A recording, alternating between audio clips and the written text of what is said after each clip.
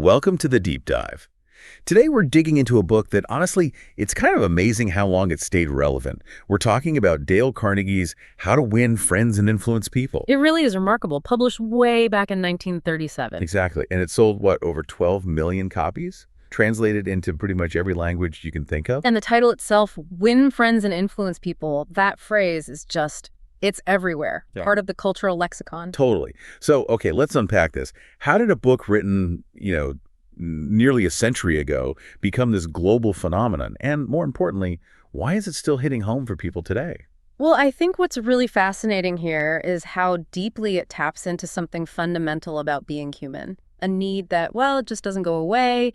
It cuts across trends, fads. It even seems to challenge what we traditionally think of as education. Right. So our mission with this deep dive, then, is to kind of give you a shortcut. We want to pull out the core ideas, the really important nuggets from Carnegie's work. Exactly. We'll look at some surprising facts, maybe some insights you haven't considered, and definitely practical stuff you can use, to help you navigate your own interactions at work, at home, wherever. It is pretty astonishing when you think about it. This isn't some, flash-in-the-pan self-help thing. It's shaped how people interact for generations. So let's start at the beginning. The genesis. Why does this book even exist, and why has it endured? The origin story is actually super revealing. Carnegie didn't just, wake up one day and decide to write it. The need for it was actually identified through some pretty serious research. Oh, yeah? What kind of research? Well, back in the day, the University of Chicago and the United YMCA schools, they teamed up. They spent 2 years and, get this, $25,000, which was a lot back then, on a huge survey. Wow. What were they trying to find out? Basically, what adults in America actually wanted to study, what they felt they were missing. And this wasn't just a quick online poll or something. Oh, no. This was intensive. They picked Meriden, Connecticut as a sort of typical American town, and they interviewed every single adult living there, asked them 156 questions. Every adult, 156 questions. That's thorough. Incredibly thorough. They asked about everything: job, education, hobbies, ambitions, you name it. But the key part was asking what subjects they were most interested in learning more about. Okay, so what came out on top? What did people really want? Well, the number one interest was health. Makes sense. But number two, and this is crucial for our conversation today, was, and I'm quoting here, how to understand and get along with people, how to make people like you, and how to win others to your way of thinking. So basically social skills, people skills. Exactly. It wasn't some niche thing. It was a widespread, almost desperate craving for practical ways to connect and interact better with others. What strikes me about that, beyond just the desire for the skills, is what it says about, the education system back then. You'd think, with such obvious demand. Right. You'd think there'd be courses, textbooks, something, but that was the really surprising gap they found. Despite this clear, almost universal need, there wasn't a single practical textbook out there that actually taught these skills. Seriously, nothing. Nothing practical. One of the leading authorities on adult education at the time basically said, yeah, I know what adults want, but the book they need just hasn't been written yet. It highlights this huge disconnect, doesn't it, between, academic learning and the real-world challenges people face every single day. Yeah, teaching Latin verbs, but not how to, have a conversation without starting a fight. Precisely. Yeah. So Dale Carnegie saw this void and he stepped in. But his approach was really unique. He wasn't just an academic writing theories. He was more like a field researcher. How so? Well, he didn't just sit in his study. He went out and personally interviewed tons of successful people. Really successful people. Famous inventors like Marconi and Edison. Wow. Political leaders like Franklin D. Roosevelt, James Farley. Business titans like Owen D. Young. Even movie stars like Clark Gable. So a real cross-section of high achievers. What was he looking for? He wanted to discover their techniques in human relations. He was trying to figure out, okay, what are these successful people actually doing differently when they interact with others? He was basically reverse engineering social success. And this wasn't just for the book initially, right? It grew out of his courses. Exactly. It started as just a short talk he gave in his courses at the Carnegie Institute in New York. But people were so hungry for it that short talk kept getting longer and longer, eventually becoming a 90-minute lecture. Okay, but here's the really clever part, the laboratory idea. Tell us about that. Right, this is brilliant. He didn't just lecture, he turned his classroom into a living laboratory for human relationships. He'd present a principle, like say, don't criticize. Then he'd tell his students, who are mostly adults looking for practical skills, okay, go out this week, try this in your job, with your family, and come back next week and tell us exactly what happened. Wow, so real-world testing, immediate feedback. Exactly. It was this constant feedback loop. People testing ideas, sharing results, figuring out what worked and what didn't in real life. Carnegie actually called it the first and only laboratory of human relationships for adults ever created. That's incredible. And that's how the book developed. Over 15 years of this kind of experiment and research, as he put it, it grew as a child grows. It started super simple, maybe just a few rules on a postcard. Then it became a bigger card, then a leaflet, then a series of booklets. Until it became the book we know today. Right. So the principles in there aren't just Carnegie's theories. They're principles that were tested, refined, and proven effective by thousands of real people in their everyday lives. And the promise wasn't just about, like, closing more sales or getting a promotion, was it? It went deeper. The source talks about these principles working like magic, even literally revolutionizing lives. Absolutely. It wasn't just about professional success, though that was part of it. It was about personal happiness, too. The book gives concrete examples, like an employer with over 300 employees who applied these ideas and found he had more profit, more leisure, sure, but also far more happiness, both at work and at home. That's significant. More happiness. Huge. And countless salespeople, yeah, they sharply increased their sales, opened accounts they couldn't crack before. But there's also the story of an executive at Philadelphia Gas Works. He was about to be demoted because he was, frankly, difficult and couldn't lead well. Okay. This training, applying these principles, didn't just save his job. He actually got a promotion with more pay. So yeah, tangible results, but also this profound sense of personal transformation and fulfillment. It really makes you think about that quote from William James at Harvard. Something about us only being half awake. Right. James said we possess powers of various sorts which we habitually fail to use. Carnegie's work, in a way, is trying to help you find and unlock those dormant powers, specifically in how you relate to others. And it connects to that Herbert Spencer idea too, doesn't it? That the goal of education isn't just knowing stuff, but doing stuff. Not knowledge, but action. Exactly, that's the core. James sees untapped potential. Carnegie provides the tools to tap it. Spencer emphasizes action. Carnegie insists you apply the principles. It's not a book to just read and put on the shelf. It's a manual for living, for acting differently in your interactions. That's why the feedback loop in his courses was so vital. Knowledge only becomes power when you use it. Okay, that's a perfect setup. Let's dive into those core techniques. Carnegie starts with fundamental techniques for handling people. And principle number 1 is a big one. Don't criticize, condemn, or complain. Why is that the starting point, and why is it so darn hard? It's foundational because it goes against such a strong, natural human impulse, doesn't it? We see something wrong, we want to point it out. But Carnegie says criticism is futile. Why? Because it puts a person on the defensive and usually makes him strive to justify himself. The defensiveness. Yeah. And it's worse than futile. He says it's dangerous because it wounds a person's precious pride, hurts his sense of importance, and arouses resentment. You criticize someone and boom, walls go up. Their ego kicks in to protect itself. They stop listening to you and start thinking about how you're wrong or unfair. The book uses some pretty extreme examples to make this point, doesn't it? Like actual criminals. It does, and it's powerful. Think about Two Gun Crowley, the notorious cop killer. When he's caught facing the electric chair, does he say, I messed up? No. He says, this is what I get for defending myself. Wow. Or Al Capone, public enemy number 1. He saw himself not as a gangster, but as a public benefactor, just giving people the lighter pleasures, dealing in booze and gambling. He genuinely felt he was misunderstood, unappreciated. So even people who did objectively terrible things didn't blame themselves. Yeah, exactly. Carnegie points out that even inmates in prisons like Sing Sing rarely admit they did wrong. They'll rationalize, justify, blame others. So his point is, if these guys don't criticize themselves, what makes you think the average person you criticize at work or home is going to react any differently? 99 times out of 100, he says, people don't blame themselves no matter how wrong they are.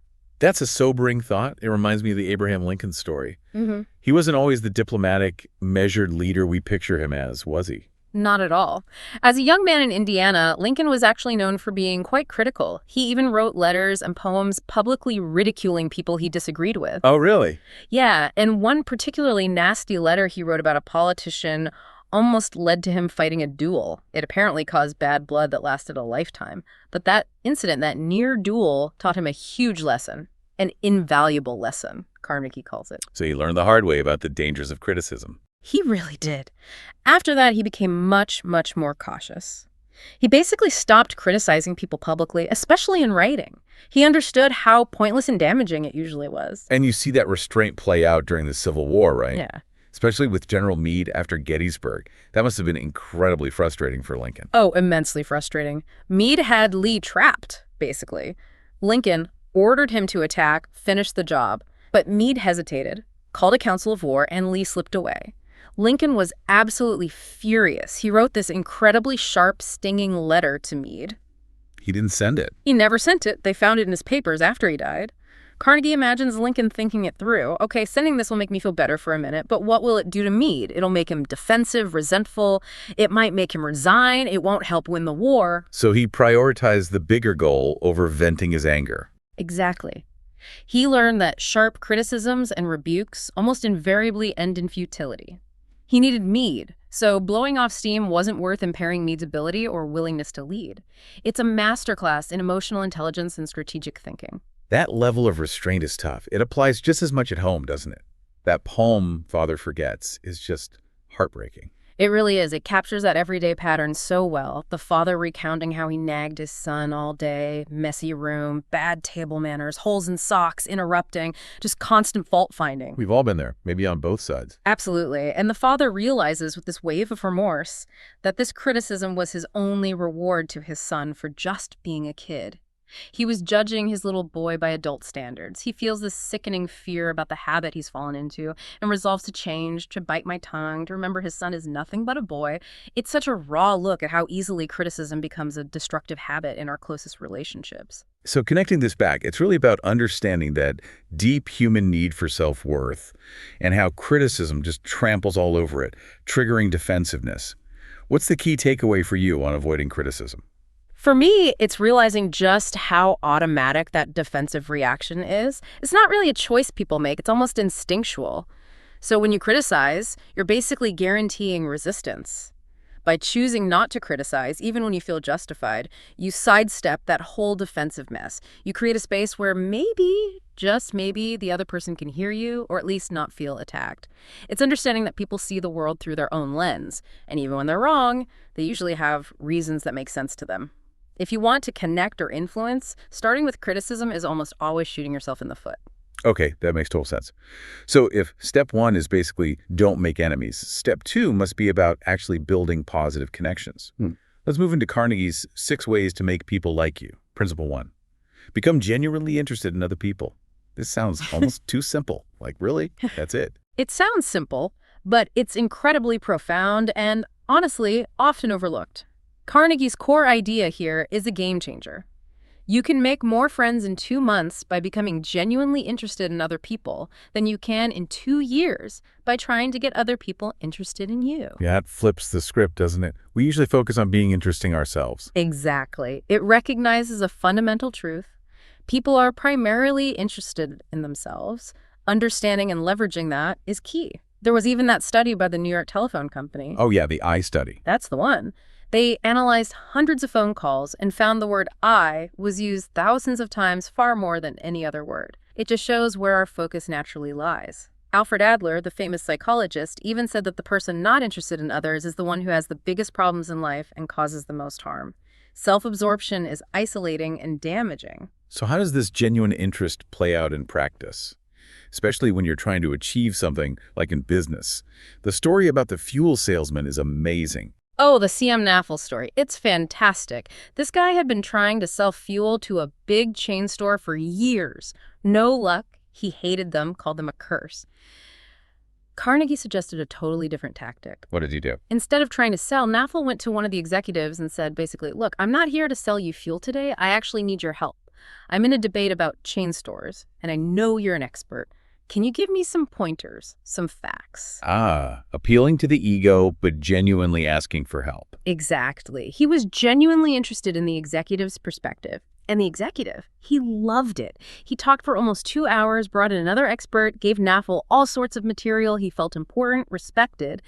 And as Naffel was leaving, Don't tell me. the executive just spontaneously says, oh, by the way, maybe drop by later this spring. I think we might be able to give you an order for fuel, just like that. Naffel said he made more progress in those 2 hours by being genuinely interested in the other guy than in 10 years of trying to get the guy interested in him.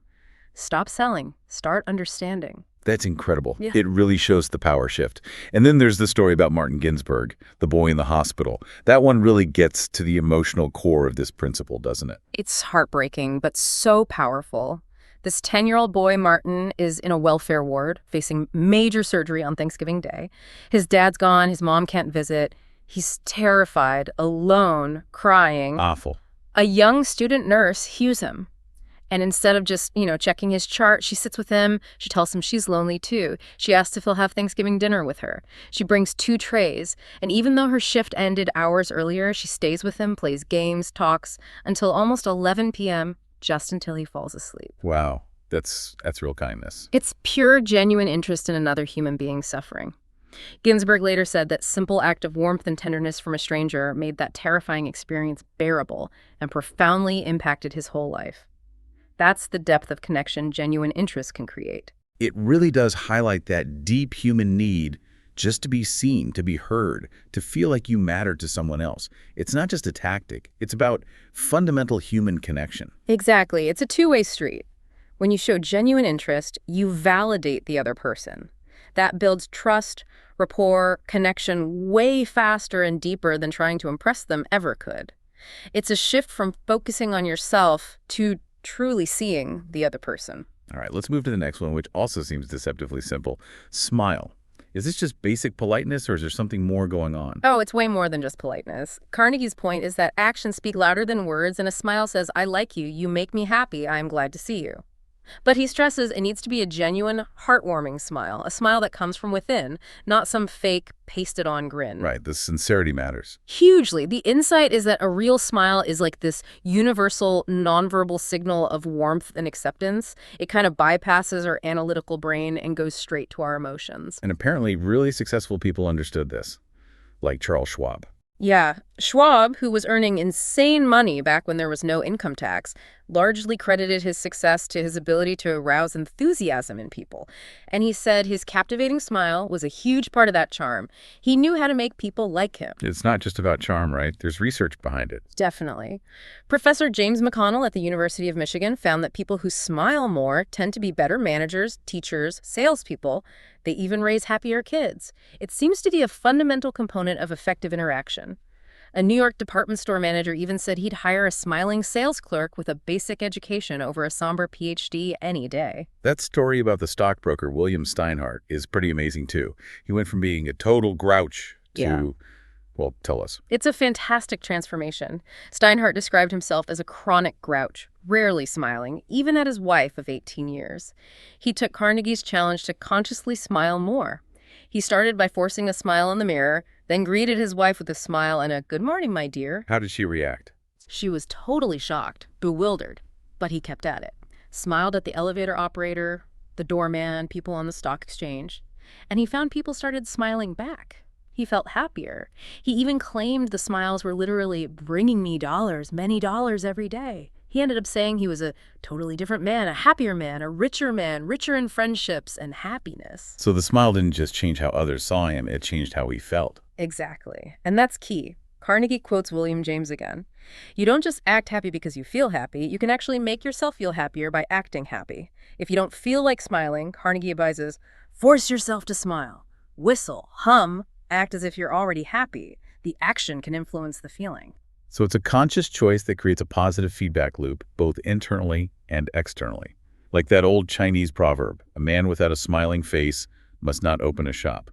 Perfectly put. Your smile is your billboard, advertising goodwill. It brightens lives, yours and others. It's nature's best antidote for trouble, as Carnegie puts it. Okay, principle 3 for making people like you. Remember that a person's name is to that person the sweetest and most important sound in any language. This one feels instinctively true, doesn't it? It really does. Your name is, well, it's you. It's your unique label in the world. Remembering and using someone's name is, as Carnegie says, a subtle and very effective compliment. It says, you are important enough for me to remember. And forgetting it. Ouch. Yeah, forgetting or misspelling it sends the opposite message.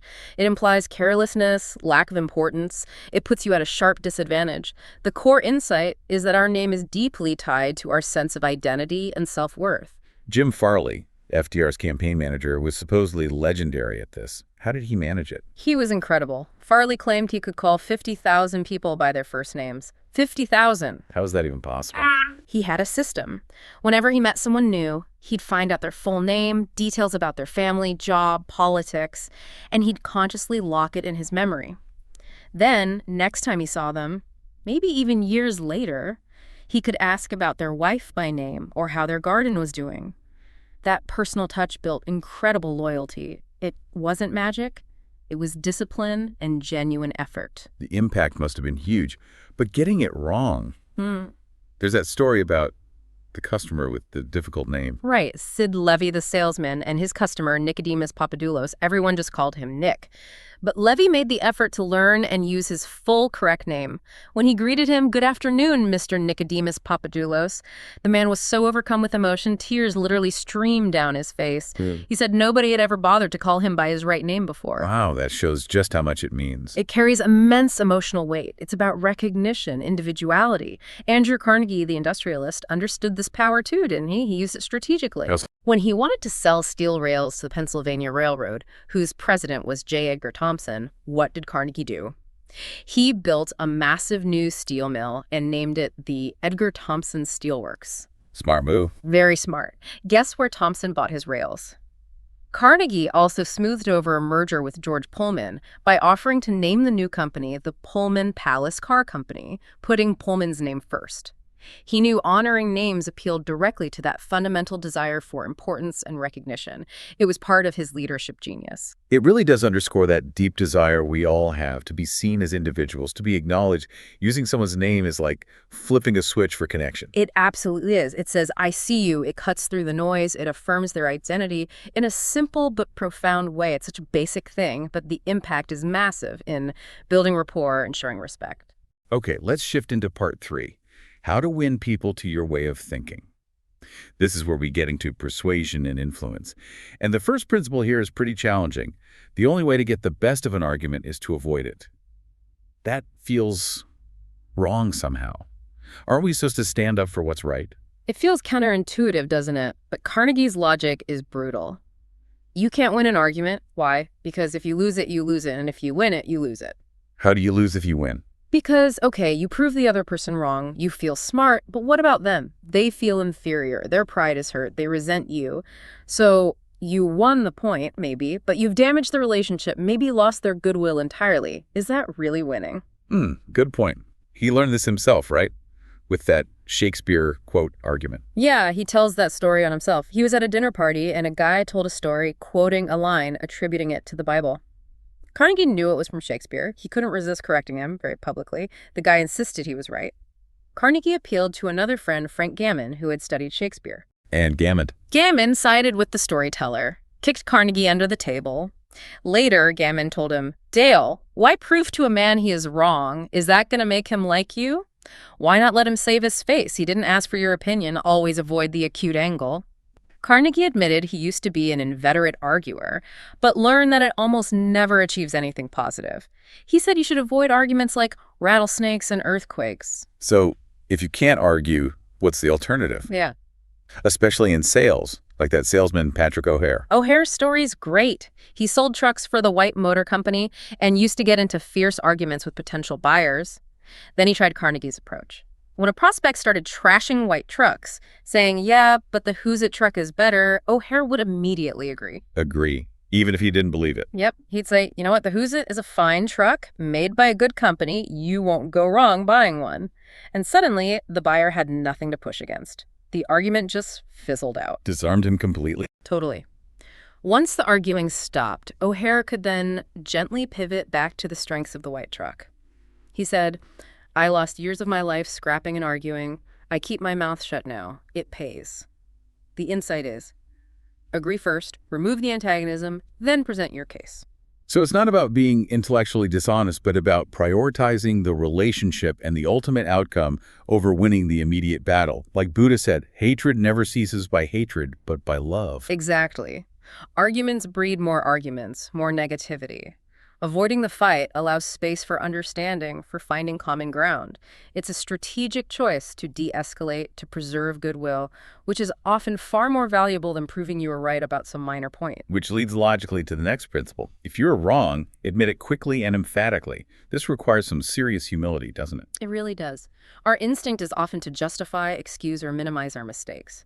But Carnegie argues there's actually a certain degree of satisfaction in having the courage to admit one's errors. It clears the air, reduces defensiveness in others, and often helps solve the actual problem. How does it reduce defensiveness in others? Because if you beat them to the punch, if you criticize yourself more harshly than they were going to, there's nothing left for them to fight about. You've already conceded. It takes all the wind out of their sails. Carnegie's story about his dog, Rex, illustrates this perfectly. It's a classic. He's walking his little dog, Rex, in the park without a leash or muzzle, which was illegal. Mm-hmm. A policeman catches him, a policeman who had warned him before. Carnegie knows he's busted. So instead of making excuses, he immediately says, "Officer, you've caught me red-handed. I'm guilty. I have no alibis, no excuses. You warned me last week that if I did this again, you'd fine me." He just lays it all out there, admitting full responsibility. And the policeman's reaction? Totally disarmed. The officer starts being understanding, saying, "Well, it's a little dog. Maybe he wouldn't hurt anybody." Carnegie insists, "But he might kill a squirrel." The officer replies, "Well, you're taking it too seriously." He ends up just saying, "You just let him run over the hill there where I can't see him and we'll forget about it." Admitting fault turned a potential adversary into an ally. That's powerful. And there's that deeply moving story about the Chinese father trying to reconcile with his son. Yes, that one shows the potential for deep healing. This older man, a former opium addict, was estranged from his son. Traditional Chinese culture made it very difficult for an elder to admit fault to a younger person. He desperately wanted to see his son and grandchildren, but felt trapped by tradition. But he found the courage. After learning this principle, he stood up in his class and said, "I wronged my son. I may lose face by asking a younger person's forgiveness, but I was at fault, and it is my responsibility to admit this." He went to his son, admitted his mistakes, and they reconciled. It repaired years of hurt. It shows that admitting fault can bridge even deep cultural divides and personal pain. So this principle isn't about weakness. It's about using humility as a tool to build trust, disarm conflict, and open the door to real solutions. Absolutely. It demonstrates integrity. It shows you value the relationship and the truth more than your own ego. It shifts the focus from blame to resolution. It's a surprisingly powerful way to handle mistakes and conflicts. Okay, next up, begin in a friendly way. Again, sounds simple, but the examples show it working in really tense situations. It's fundamental. Woodrow Wilson's quote captures it perfectly. "Come at me with fists doubled, mine will double too. But come suggesting we sit down and talk, and we'll likely find common ground." Gentleness and friendliness are just stronger than fury and force. The core insight is that your initial approach sets the tone for the entire interaction. Hostility breeds hostility. Friendliness invites cooperation. The John D. Rockefeller story during that miners' strike is absolutely wild. These guys wanted to hang him. It's incredible. The hatred was intense. But Rockefeller didn't go in defensively or aggressively. He spent weeks beforehand just making friends in the community, understanding the situation. Then, when he finally addressed the strike leaders, his speech was a masterclass in friendliness. What did he say? Phrases like, "I am proud to be here, visited in your homes, met many of your wives and children. We meet here not as strangers, but as friends." Just radiating goodwill, even to people who despised him. And it worked. It calmed the anger, opened dialogue, and the strike ended peacefully without him conceding their demands. Imagine the opposite approach. Yeah, disaster. And on a smaller scale, there's the engineer, O.L. Straub, trying to get his rent lowered from a tough landlord. Right. Straub knew the landlord was hard-boiled. Instead of marching and demanding a rent cut, he started the conversation with a friendly greeting and just gushed about how much he liked the apartment building, how well it was run. Buttering him up. Maybe Maybe a little, but sincerely expressing appreciation first. He said he wanted to stay but just couldn't afford the current rent. The landlord, likely surprised by the positive approach, actually ended up reducing the rent significantly. Friendliness melted the resistance. It's like that old fable, the sun versus the wind, trying to get the man to take off his coat. Exactly. The wind blew and blew, trying to force the coat off, but the man just clutched it tighter. Then the sun just shone warmly and gently, and soon the man took the coat off himself. Gentleness persuaded where force failed. It's a perfect metaphor. So the takeaway is that starting friendly isn't just being nice. It's strategically smart. It lowers defenses and makes people more receptive before you even get to the difficult part. Precisely. You're building a bridge of goodwill first. People are much more likely to listen, cooperate, and compromise if they don't feel attacked from the get-go. It's an investment in a positive outcome. Which leads us to maybe the most crucial principle for persuasion. Try honestly to see things from the other person's point of view. This is the empathy piece, right? And it seems to be where most people fail. It is. Henry Ford called it the secret of success, this ability to get the other person's point of view and see things from that person's angle as well as from your own. Yet Carnegie estimates 90% of us ignore this 90% of the time. We're just so stuck in our own perspective. And the book shows examples of how not doing this tanks communication, like those bad letters. Oh, yeah, those are great illustrations. The ad agency letter, that's all. We desire this. Our company wants that. The recipient is thinking, who cares what you want? I've got my own problems. It completely misses the mark because it's entirely self-focused. Or the freight terminal complaining about their trucks being delayed instead of focusing on the customer's need for timely service. Exactly. It created antagonism because it framed the issue around their inconvenience, not the customer's. The insight is crystal clear.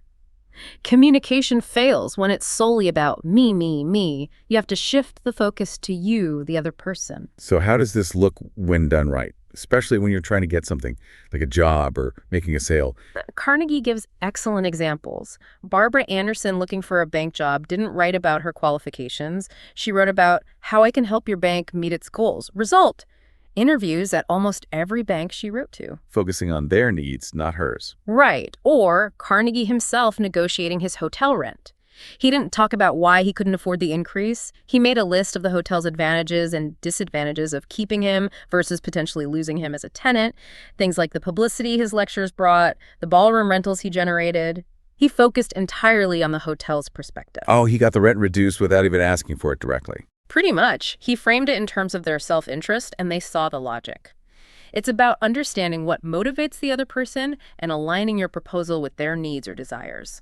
Stop thinking about what you want them to do. Figure out what they want and show them how doing what you suggest helps them get it. That is truly strategic communication. It's not manipulation.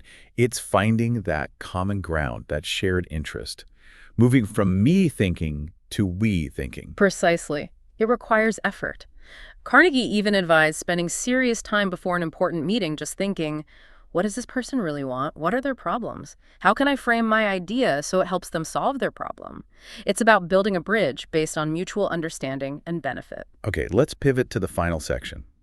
Be a leader, how to change people without giving offense or arousing resentment.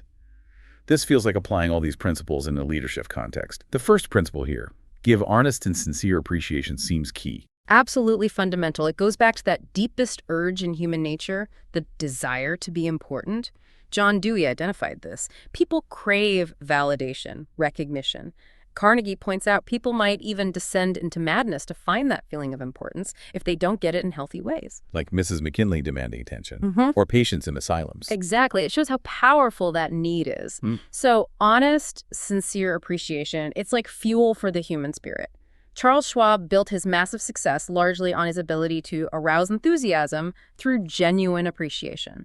It's arguably the most powerful motivator there is. And the key is honest and sincere, right? Not just empty flattery. Being specific helps. Specificity is crucial. It makes the appreciation feel real.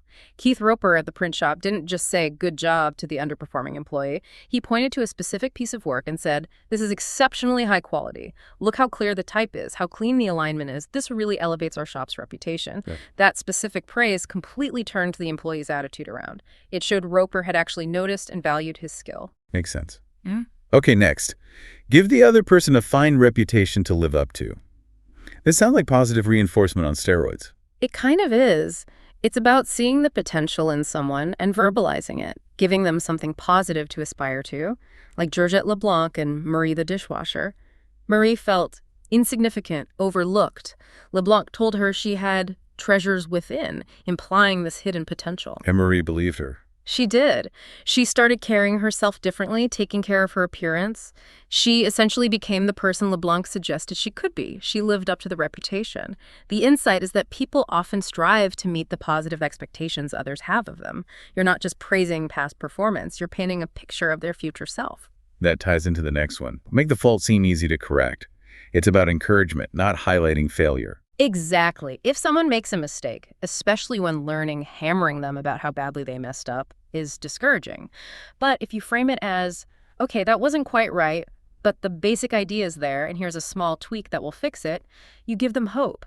You make improvement seem achievable. Like the guy taking dancing lessons. Perfect example. First teacher, you're all wrong, forget everything. Result, discouragement. Second teacher, your fundamentals are okay, good rhythm, just need to learn these new steps, it'll be easy. Result, encouragement, hope, motivation to improve.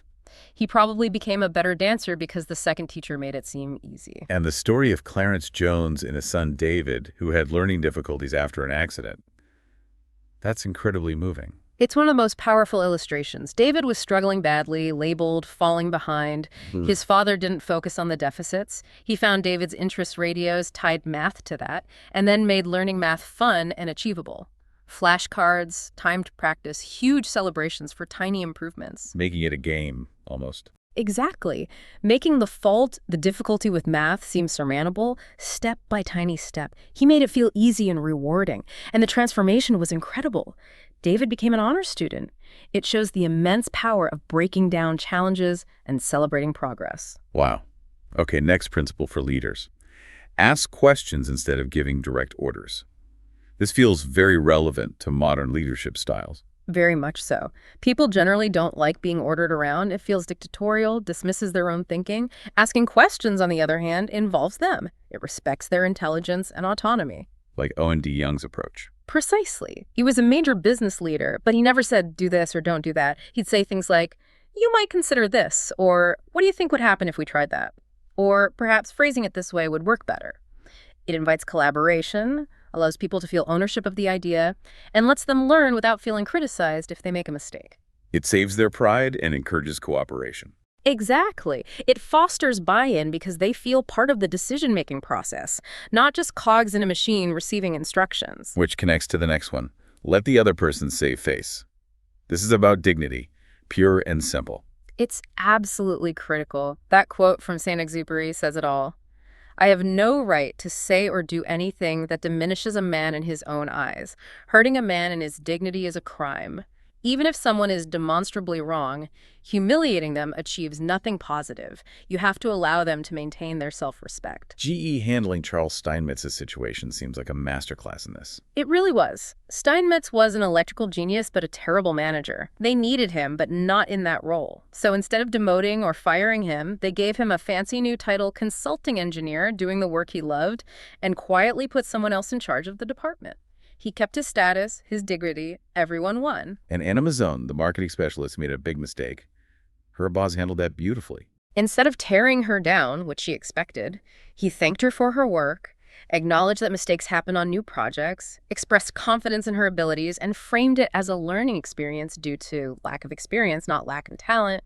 He let her save face completely. And the result? Immense loyalty and determination on her part not to let him down again. Protecting someone's dignity builds incredible goodwill and motivation. Okay, final principle in this leadership section. Make the other person happy about doing the thing you suggest.